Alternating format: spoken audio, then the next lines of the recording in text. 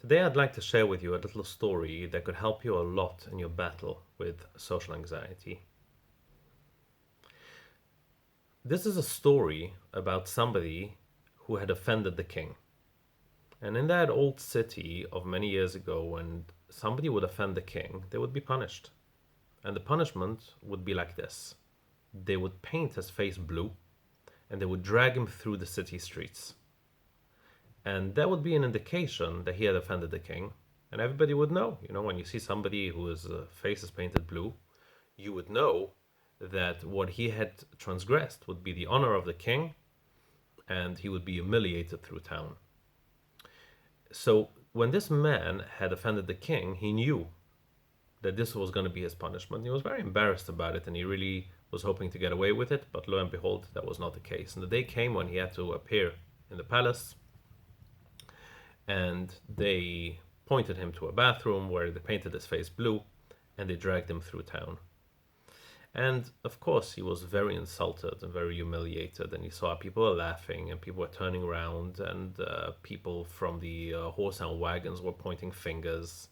But he knew it's something he had to endure, go through, and finally, the end of his humiliating route came, and he walked into the palace, and they told him, his punishment was finished, and he could go into the bathroom to clean himself up and go home.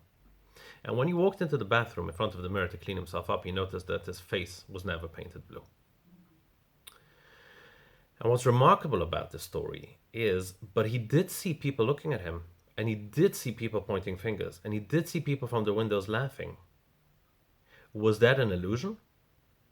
The answer is, it was not an illusion, but it was not about his blue painted face. It might have not been about him, or it might have been something else about him.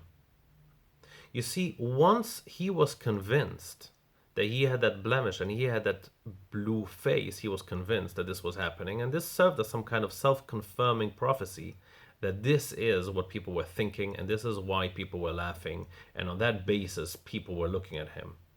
But that was not correct, and that might happen to a lot of people with social anxiety.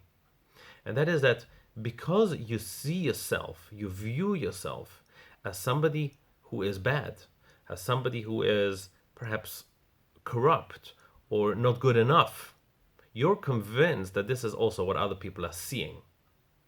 And on that basis, social anxiety has room to live. This idea could help you a lot in rethinking a little bit about whether you have proof and whether you're able to experiment with that that's really what people think of you. If you would like to uproot the entire view that you have of yourself, you might benefit a lot from my online course, which I've just created, in Beating Social Anxiety. Have a look at the link below this video and see whether this is something for you. Feel free also to comment and to ask me any questions, because I'm on a mission, and that is to help people as much as I can in overcoming and beating their social anxiety.